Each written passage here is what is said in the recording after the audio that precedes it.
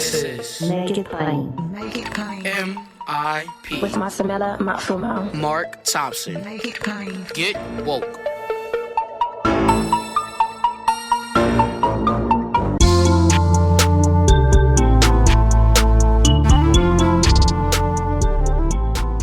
God bless you. Good morning. Get woke. Ladies and gentlemen, MIP is COVID free. Free meaning you don't need a subscription to hear MIP every day now for a limited time. While we endure this pandemic, we want to make it available to everyone. So wherever you get your podcasts, Apple Podcasts, Spotify, Google Podcasts, Stitcher, Pandora, MIP is COVID free and available to you and everyone without a subscription.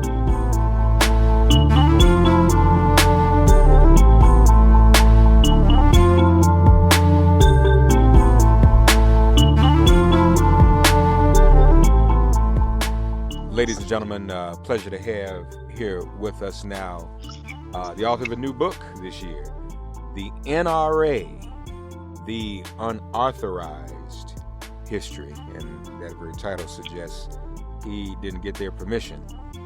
So I'm sure we're in store for some frankness and candor, and we need that. No pun intended. He is Frank. Frank Smyth joins us. Now, you spell your last name with a Y, Frank. Am I pronouncing it the right way? It's Smyth, actually. Oh, it's Smyth. Yeah. I'm sorry. Frank Smyth, then. Okay. I wondered about that because it was spelled differently. Yeah. Well, first of all, man, let me ask you how you and your loved ones are faring in this pandemic. I'm fine. And my family members are all fine. But thank you for asking. Hope yours are as well. Mark. Yeah. We so far so good. I'm in the epicenter here in New York, so it's a little scary up here, but we're holding on. We're doing the best we can. Sure. Speaking of scary, though, what drew my attention to you immediately at this time is that there's been a spike in gun sales since the coronavirus hit. What's that about? Well, the gun movement is based on fear. And the National Rifle Association has helped put out narratives to sustain and promote this fear. And the fear is that there are times when the government will not be able to protect you. And before this crisis, the Rodney King riots was the best example they could come up with of that kind of situation. Now with COVID-19, the NRA has the opportunity to say, see, I told you so. Weapons are necessary for your own survival. You may have to fight criminals. You may have to fight mobs or defend yourself against social unrest if things deteriorate. And if there were some kind of socialist, quote unquote, takeover, you might have to fight the government as well. So for them, this is, as the New York Times reported today, this is a win on some level for them. So now, are they actually actively promoting that point of view during this crisis? Not necessarily during the crisis, but this is what they've been promoting for the past 43 years, that weapons are essential, that individuals have a right to defend themselves and their families in their home, and I'm also a gun owner, so I subscribe to that. But beyond that individuals collectively should be armed in order to defend their collective rights, their Second Amendment rights, and ultimately, in their eyes, the republic from some kind of socialist or some kind of tyrannical takeover, which they really can't define, but is certainly something they seem to see could happen almost at any time. But I noticed you mentioned the Times piece. I noticed though they are fighting to keep gun shops open. They've been kind of vocal about that, haven't they? Right, but that's their way, and for them that's an important issue.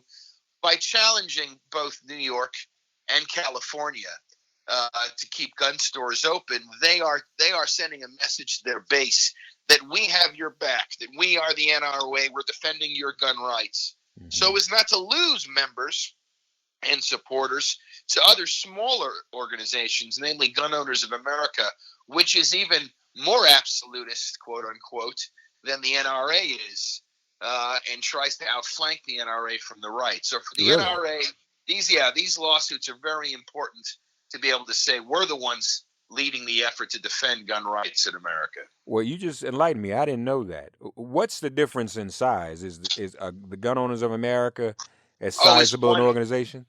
No. It's maybe, I think, 1/10 at best, Okay. right? Or I'm not actually. No, that may not be correct. It may be. It may be larger than that. A quarter. I'm not sure exactly, but it's much smaller than the NRA itself. Yeah. So being that size, why would the NRA feel threatened by them? Are they just small, but also I know a lot of these organizations are small, but they're very loud. Yeah, they're loud, and Gun Owners of America will go to their supporters will go to NRA conventions with T-shirts that say NRA negotiating rights away. In the liberal community, there's a feeling that there's people could join the NRA who disagree with it, and then they could change the organization from within. Mm-hmm. The NRA board of directors has been compared by one of their own board of directors to a Politburo, right? A communist Soviet era institution where everything is controlled and no one gets elected, or rarely does anyone get elected unless they're supported by the nominating committee and then embraced by the nominating committee once they're on the board. Mm-hmm. So the notion, but the NRA constantly faces challenges from organizations and entities further to the right of them, which is also an indication of how extreme leaning, at least the American gun movement, at least some elements certainly are. Yeah, absolutely extreme.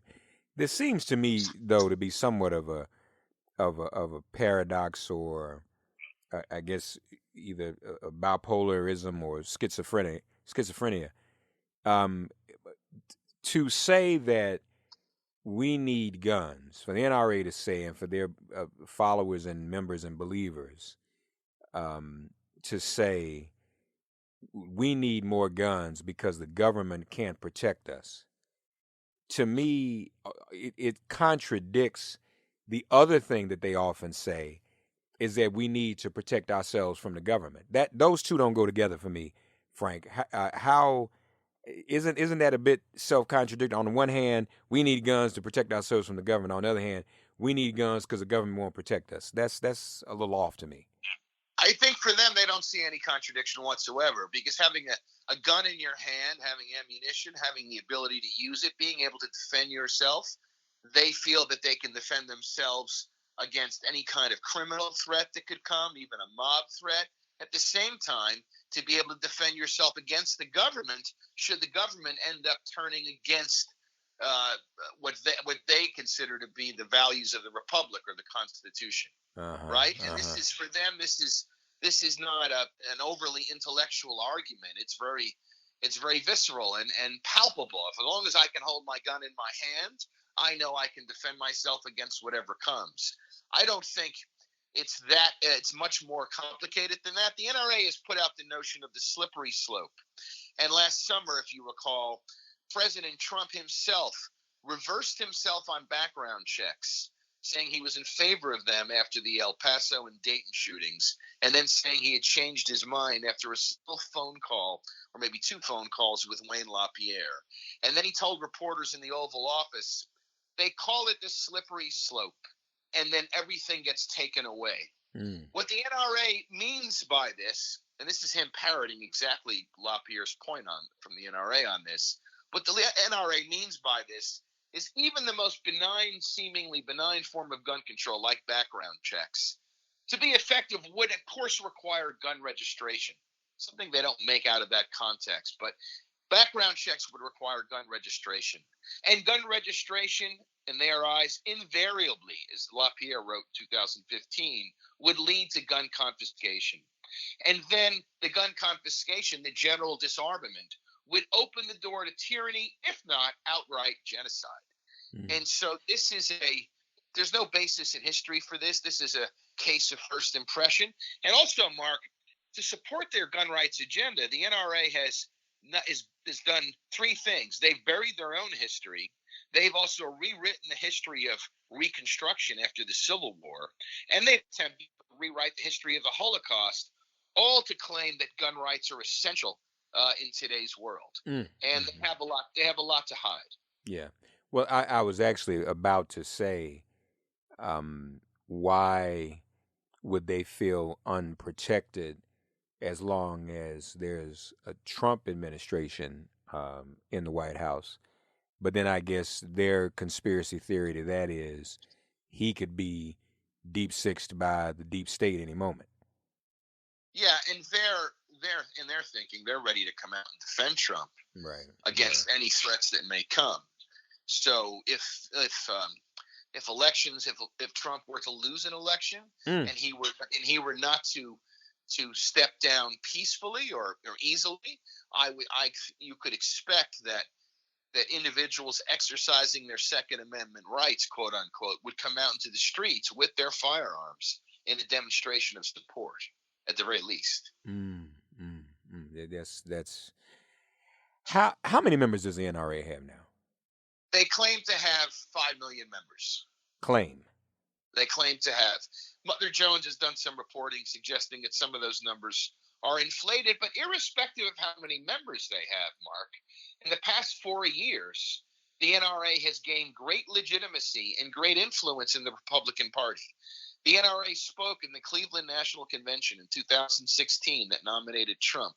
An NRA representative addressed the floor of the convention for the first time in the history of the country of any major party's political convention. And then, with the rise of Trump, the NRA's talking points have become ingrained into the center planks of the Republican Party, demonstrated by Trump's comments about the slippery slope in the Oval Office. So while they only have 5 million members, let's say, they also have tens of millions of sympathizers and supporters, including, I think, most voting members of the Republican Party today. Is it still true that purchasing a gun brings with it an almost automatic membership to the NRA? It's not an automatic membership, but I think many, if not most, gun stores across the country, including gun manufacturers, if you order arms or ammunition online to the degree that is legal, will include membership materials for the NRA when they send out the weapon or the ammunition. Is it true still that when guns are sold, the gun manufacturers give a little kickback to the NRA for each one? Yeah, there's a few manufacturers that do a roundup. So if it's $4.95, you can ask to round it up and donate that 5 cents or that 90 cents to the NRA, and that's actually been a strong source of revenues in recent. For years, NRA members' dues were the main source of revenue for the organization, but in recent years, actually, private donations are now comprised more than 50% of their revenues.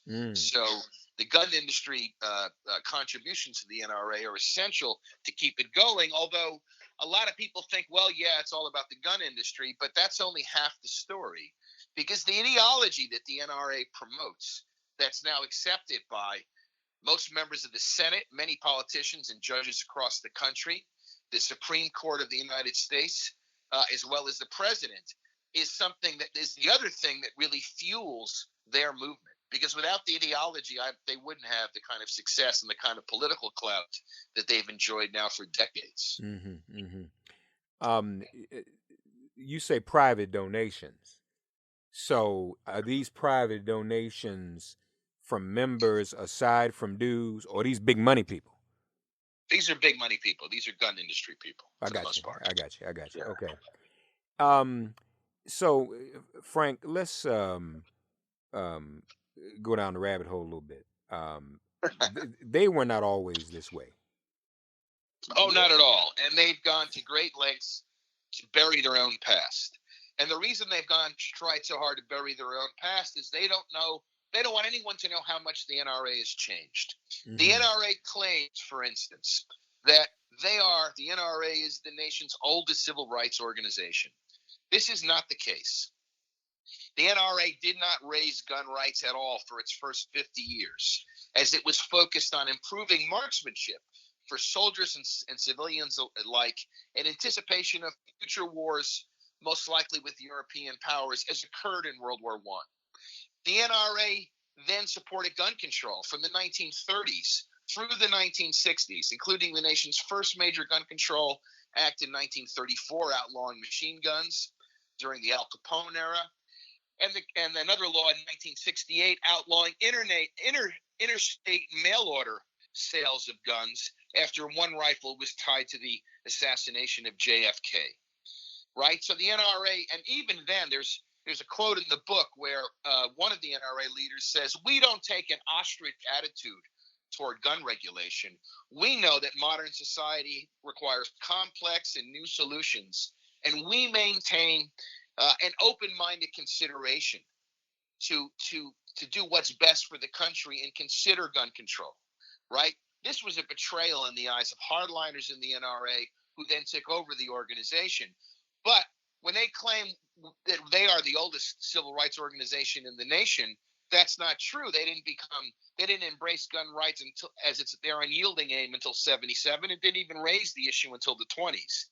The National Association of the Deaf, founded in 1880, is the nation's first civil rights organization, and the NAACP, founded in 1909, is the second. Yeah. There was an internal revolution, wasn't there, after the 60s within the organization? That's right. What's been known since in their NRA lore as the Cincinnati Revolt. And what you had was, after the Gun Control Act of 1968, a group of people, some of whom were in the NRA, and one of them is a man named Harlan B. Carter, who's the NRA. He became the NRA's chief lobbyist before he was fired and then came back and took over. They plotted, and then finally, 9 years later, they managed to get over 500 of their supporters to show up at the NRA annual meeting in Cincinnati, right? Because back then, you had the vote for the board was all done in person. And they then orchestrated a scene where they accused their rivals of allegedly making deals with groups like the National Education Association to oppose gun control, then used parliamentary procedure to fire the old guard, the old executives, many of whom were big wildlife supporters. The NRA before then was as green as Sierra Club, believe it or not. Mm-hmm. Every one of these executives was fired. And then they voted themselves into power, and they have been running the NRA, or their successors have been running the NRA ever since. And this guy, Harlan B. Carter, is interesting because 50 years back in 1931, when he was a minor, he shot and killed a fellow minor in a dispute. And he was tried and convicted of murder, and Hispanic youth along the Texas-Mexican border. He then joined the NRA while he was during that period. And then he got out of jail and had his murder conviction overturned on appeal on self-defense grounds. He kept that quiet for 50 years. And remember, this was back in the 1930s. By changing his first name from Harlan with two A's to Harlan with the second vowel being an O. And it wasn't until 1981, after he'd been running the NRA for 4 years, that the New York Times uncovered the fact that he was, in fact, indicted for this murder, and it was overturned. But this is part of his record. So he's also somebody that the NRA doesn't like to talk about the Cincinnati Revolt, and they never really use the term in public. And they also don't want to talk about how much they've changed. But Harlan Carter is the only NRA leader of any generation who still has a statue, a bronze bust on a platform about 5 feet tall inside the National Firearms Museum. So he is the father of that revolt. They don't like to bring him up because he's too controversial. But Wayne LaPierre, just this past October, after he came under siege from his own board, including the NRA then president Oliver North and others, for alleged financial impropriety, which seems quite credible, right? At least lavish spending. He then referenced his own ties to Harlan Carter, which was his way of saying, because he joined within a year after the Cincinnati Revolt, I've been with the NRA since the Cincinnati Revolt, since it became an absolutist gun rights organization. And you see all the results that we've achieved and that have been achieved under my tenure, including getting President Trump just this past summer to reverse himself on background checks. Wow. This is something. The change in the NRA also tracks the change in American attitudes. I had read some time ago through other research that from the time law review journals were published up until the 60s, there was never a single one on record that defended the Second Amendment as an individual right. And it was the NRA that kind of changed that attitude, and they started paying scholars at universities to make that argument that it was an individual right. You are absolutely right, Mark. However, the scholars they paid, the one who's received the most money, as far as I can tell, is a man by David B. Kopel. But he is not. He has no full-time position at any university. He works for a research institute in Colorado, which tends to keep all of its activities secret. And he's an adjunct professor at the University of Denver School of Law, as well as at the Cato Institute. But he's one of the people, along with a man named Stephen Holbrook and another man, David Hardy, that have all received NRA funds. And they've been writing law review articles for decades, citing each other, building on the same arguments one after the other, in order to influence, exactly as you said, the notion that there is an individual right to keep and bear arms, which was then validated by the Scalia decision in the Heller versus District of Columbia case in 2008. Yeah. You mentioned the Second Amendment earlier. I presume you disagree also with the Heller decision. Well, not necessarily, because I've been a gun owner since 1993. So I've had a weapon in my home based on the notion that I have a right to have that according to the Second Amendment, right? But Heller's decision, Scalia's decision, said this doesn't mean you can't regulate guns. You can't regulate the commerce of guns. What it means is you can never outlaw weapons in the United States. You can never confiscate weapons, even though the NRA claims the weapons are going to be confiscated, it seems, every other day, right? And my weapon was originally purchased in New Jersey. And to get the weapon in New Jersey, I had to go to the police station and file a form for a New Jersey firearms ID card. I had to undergo a mental health background check, as well as a criminal background check, and I was fingerprinting. Then to buy the Glock, the handgun, I had to go back to the police station, complete a different process in order to apply for a handgun permit, which was good for 90 days, get another mental health check, get another criminal background check, and get fingerprinted again in order to get that weapon. And as I say in the book, and I've told others, for me, this is a reasonable requirement that does not impede on my Second Amendment rights. And so far, the NRA, nobody's challenged this in states like New Jersey or Massachusetts that have such strict regulations in order to be able to obtain a weapon or to purchase a weapon. And I think that shows you that the problem is not that the problem is that these states are some of the only states that actually have that level of regulation. Where if I'm unscrupulous and I want to traffic arms, I can drive to West Virginia, pay somebody $50,000 to purchase for me $25,000 worth of weapons, drive to any major city along the eastern seaboard, and then distribute those weapons to purchasers, including, of course, all of them would be criminals, right, including the actual transfer. That happens all the time.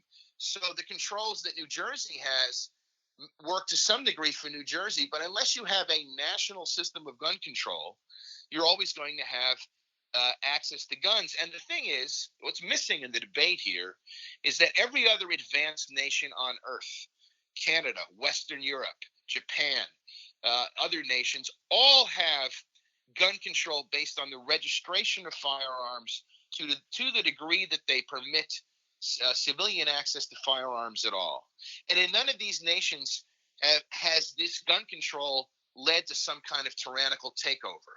Although the NRA will claim that the Holocaust is an example, and that simply is not the case, right? And so we have, it's a nuanced argument, but the problem is the NRA has made it an all or nothing argument, and they've really succeeded in turning the debate in their favor.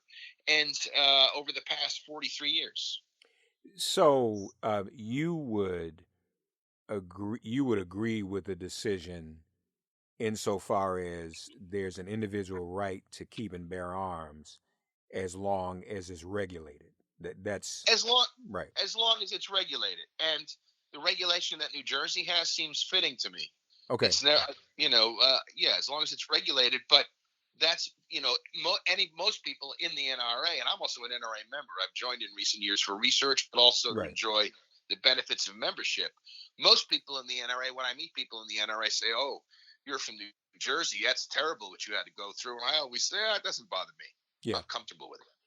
So what about the part? Let me ask you, Frank. What about the part where it says a well-regulated militia? How do you reconcile that with an individual right? I don't think you can. I think as Michael Waldman, a scholar here in New York City, has made it clear, and others have made clear, I don't think you can. If you look at the actual debate that occurred in Congress back before the Bill of Rights and the Second Amendment was passed, they were talking about individuals having weapons as part of a militia. But back then there was no separation between an individual having a weapon and an individual being in the militia. So I think it's tricky. The other thing to keep in mind is that's one of the only amendments in the Bill of Rights that has the word, or the root of the word, regulation in it. So the notion is, people can interpret it different ways. I think Scalia's decision in that case was completely drawn largely from his own ideology as opposed to originalism, right? I don't think that holds up. My feeling in terms of the Second Amendment is not because I think Scalia's decision was correct in the way it was argued, but the United States has a tradition of gun ownership, and at this point it's all moot because the decision has been made. We're going to have to live with the Heller decision and the Chicago decision, McDonald versus Chicago, that was 2 years later, which extended that ruling throughout the nation, whether we like it or not. Since you brought up the debate leading up to the Second Amendment and the Bill of Rights, I don't know if you're familiar with any of the work of Professor Carl Bogus, but yes. Yeah. So what is your reaction to his argument that, in fact, what was the debate was really about was a militia being armed to protect itself from slave insurrections? Oh, I think there's definitely evidence of that. I think that certainly was part of what they were talking about, but I don't think that's all of what they were talking about, right? And I'm not an expert necessarily on that period and those Right. constitutional issues, but clearly, I don't think it's true to say that the Second Amendment was concocted in order to control slaves, and the slave patrols really picked up in intensity in later years from when the Bill of Rights was passed. So I think he's correct to a point. But the other thing is, the NRA claims that the early NRA supported free slaves during Reconstruction and helped arm them to secure their Second Amendment rights. And this is absolutely not true. Right? A man named Allen West, an African-American NRA director and former congressman from Florida, made this at the inauguration of the Roy Innis Memorial Award. Mr. Innis, who's formerly the executive director of the Congress of Racial Equality. Right. This was just last year in Indianapolis. And this claim that the early NRA helped arm freed slaves is not true. I debunk it in the book, and I debunk it by quoting material from the Reconstruction period, including articles that were edited by or published by a journal, and also a book, all written or edited by one of the NRA's two original co-founders, a man named William Conant Church, he wrote an 800-page book on Ulysses S. Grant, the Civil War and Reconstruction, in which he documented the challenges faced by freed slaves. He documented the violence they were subjugated to by the Ku Klux Klan and other groups, as well as many other facets of that period. And there's nothing in there about the NRA, any group coming to the aid of freed slaves trying to arm them. It's completely untrue. Right, right. Yeah, not true at all. So, do we know their rate of success? I mean, we know the Democrats had a wave in 2018. Do we know their rate of success lately in terms of NRA-backed candidates? Well, they've been doing well for a long time. They've been challenged now. The Sandy Hook shooting in late 2012 certainly was a jolt to the country, but they withstood that, and they're very proud of the fact that no federal gun control was passed after that shooting. And LaPierre has written about that in his own columns in the American Rifleman and others. And then the Parkland Marjorie Stoneman Douglas shooting in Parkland, Florida on Valentine's Day in 2018 gave them an either greater challenge, which I think still exists. But the measure of their success, Mark, is the fact that President Trump is the most pro-NRA president, even though they didn't trust him at first at all. But he's become the most pro-NRA president ever to sit in the White House. You have the Senate that's still controlled by Republicans who are adamantly opposed to gun control, in addition to having concealed carry permits, the ability to carry a concealed weapon now being legal in most states across the nation, which is something that really the NRA engineered through its lobbying over the past 20 years. Yeah. And so they remain, I think, the most powerful civic organization in the nation. And again, if they're an organization that has a lot to hide, because they're building on the traditions of riflery and the traditions of sportsmanship and the traditions of gun safety that they are very good at and have always been good at as an organization, right, in terms of the handling of weapons. They build on that, but they don't want anybody to know that the whole approach underwent a shift, as one of their presidents said in Moscow in 2013, perhaps not realizing that his words would end up on YouTube so everyone could see them. And they don't want anybody to know how much they've changed. They want to claim that the NRA was always a gun rights group, and that's not the case. Mm-hmm, mm-hmm. Is there anything that the American public could do to try to temper their influence? I mean, I know people are organizing, doing all they can. We keep raising the issues.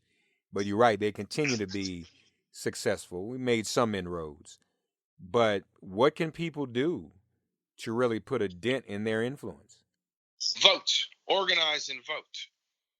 The strength in the NRA is their ability to mobilize people at the polls. Gun owners are among the most active citizens in the entire country. And there's one pro-gun blogger who's also critical of the organization. He runs something called the PA Gun Blog in Pennsylvania, and goes by the name Sebastian. He's noted very astutely that what the gun movement has, what the NRA has, is grassroots support, real grassroots support. I would challenge you to find any other organization of any size in this country whose members are politically active, following legislation, making phone calls, writing letters, sending emails to politicians, their representatives on different levels, as much as the NRA is. That's their strength. Whereas the gun reform movement, or the gun control movement, is something that Sebastian calls astroturf, meaning people like Michael Bloomberg can buy millions of dollars of it and lay it down, and it looks pretty, but it will never take root and grow. And so the NRA is they're civic activists first and foremost. They're threatening always to work outside the system and be armed and resort to a non-democratic or to an armed response to political discourse. But for now, for the past 43 years, they have, and actually much longer, because the NRA has been engaged in the political process, I think, since the beginning, since 149 years. That they're active and they are motivated and they get people to the polls more effectively than anybody else. So if you want to defeat them, you've got to organize and vote like them. Yeah, yeah. Lastly, you did mention Moscow. Yes. There was a little footsie played in 2016, if not before. I don't know whether it's ongoing. What are your thoughts about that? Well, it started off, and I spent some time in Moscow, and I also and looked at the situation for journalists in Moscow and in Russia and other nations. And the NRA has been alone in the world for decades. They've never been able to find a like-minded group in other nations. The National Rifle Association of this country took their very name and all their original ideas. They borrowed verbatim from the National Rifle Association of the United Kingdom. And they don't like to bring it up much, but when they do bring it up, they point out that the NRA in the United Kingdom supports gun control. How terrible, how shocking. There's an NRA in India that is also very similar and organizes shooting competitions, but still supports gun control. Mm-hmm. So then in around 2010, the NRA discovers, or a group reaches out from Russia, claiming to have the same ideology, the same zeal for gun rights that the NRA in this country has. And what the NRA failed to do was to do any due diligence, to just Google human rights in Russia, or read any human rights reports or any reports about the political situation in the country, to realize there are no independent civic organizations in Russia that aren't harassed and or had their members murdered, that are critical or that are independent of Putin. So they presume they had a real organization, and really, as others have said, it was just a front group set up by Putin loyalists in order to infiltrate the conservative movement in the United States, including the Christian movement. Maria Butina managed to get into the prayer breakfast, which is a big deal. And then she also managed to reach out to the NRA, and they didn't realize they were being set up, I think. To think, wow. So are you saying they realize it now? I'm not even. I think they get it now because she was convicted of espionage. It'd be hard for them not to realize it. They don't want to talk about their ties with the right to bear arms, RBA as it was called. I think they realize it now, but it took them years to figure that out. And in 2013, the Russian group invited the NRA. Why don't you come to our meeting in Moscow and give a speech? And David Keene, who's been a longtime conservative political figure for many years, he went and he gave this speech. And I don't think he realized, because he said things in that speech that NRA members here have never said so plainly out loud in public, which is, for 100 years, we were an organization that was focused on shooting, organizing competitions, and the like. Mm-hmm. And then we had when we felt our rights were threatened here in the United States, we had a shift and began defending those rights. Mm-hmm. I don't know if he realized he was being filmed, or if he ever thought that video would ever be seen by Americans. But Mother Jones discovered that it was up on YouTube, and they translated it, which is how I found it. And that my entire book is framed based on his remarks. Yeah. Part one, the first 100 years where they were into shooting competitions. You have the shift when they became radicalized and what they did, and then you have the focus. We shifted our focus. Then they have the focus, which has been on gun rights ever since. Is he still alive? Which one? Keene? Yeah. Yes, he is. Oh, yes, very much so. Okay. I was being a little tongue in cheek. I didn't know if somebody made a move on him for saying what he said. No. Since he wasn't supposed to say that.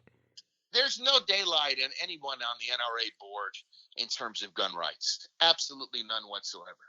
And the book has 650 endnotes, most of which are to NRA documents NRA magazines like the American Rifleman. Yeah. There are, I think, 5 anonymous sources in the whole book. That doesn't mean that I don't talk to people. I talk to a lot of people, but I don't quote people, right? I got you. The NRA is not, I've covered foreign intelligence services and military organizations involved in great abuses. I have never encountered an institution, an organization as secretive as the NRA. And I'm talking, military forces that have committed great abuses. This is the most secretive organization out there. So the way I did this book was going through their own magazines over a century's worth and other materials over a century and a half. So everything that I put in the book is on the record according to them. Yeah. Right? This is their story according to their records that they don't want anybody to know. Wow. And what a book it is. What a story this is. Folks, we invite you to check out the NRA, the Unauthorized History. And I heard the motivational speech in Frank's voice. We have to organize and vote. If this is something we don't want and we don't like, and many of us clearly don't, many of you who are my listeners and my listeners to MIP, we've got to organize and vote. We know what this is really all about. Just one more thing, lastly. Is the spike in gun sales during this virus, is the movement to keep gun shops open as essential? A lot of times they make a lot of noise, but that's it. Do you foresee any real problems with either of those initiatives and them even contributing to any potential unrest as the months go by? I think that they're making a political marker that Okay. individuals need to have access to weapons and ammunition. I don't expect them to do anything. They want to win in November if the elections are held on schedule. That's their main goal. And they're not the kind of people to go out and create civil unrest. But like I said, if Trump were to lose an election and if Trump were to resist leaving office, that's when you would see an element of the gun movement come out into the streets, which would not be the NRA. The NRA might support their right to come out, but these would be elements within the gun movement that are allied with the NRA, but acting on their own, including many white power groups, like what we saw in Charlottesville back in 2017. Why wouldn't we see the NRA? Why wouldn't they do it too? Oh, they're not the kind of people that march in the streets. They're the kind of people that put on suits and meet with members of Congress. So that's the way they would operate. Yeah. There might be people out there who say I'm an NRA member and I have an AR-15, but the NRA doesn't organize protests like that, things like that. They're much more sort of they're much more corporate, really, in their entire operation. Yeah. I got you. Yeah. All right. The NRA, The Unauthorized History by Frank Smyth. Frank, thank you, man. This has been a great conversation. Thank you for all of the history and enlightenment. We've learned a lot, okay? Yeah, thank you. Thank you, Mark. Thank you for having me on. And please, continued prayers for you and your loved ones, that you all will stay safe and protected, all right? Likewise. Thank you, buddy. Take care now. All right, bye-bye. You too. Bye-bye. Thank you for listening to Make It Plain and Get Woke. Remember to listen, like, and subscribe on Apple Podcasts, Spotify, and wherever you get your podcasts. If all minds are clear, it has been made plain.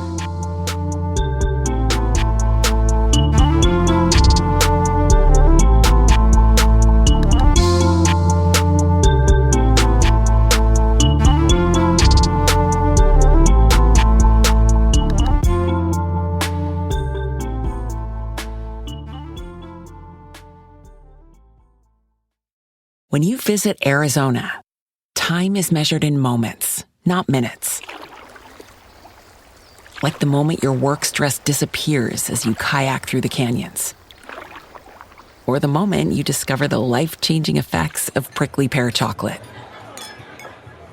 But nothing beats the moment you see the Grand Canyon for the very first time. Visit a new state of mind. Learn more at hereyouareaz.com.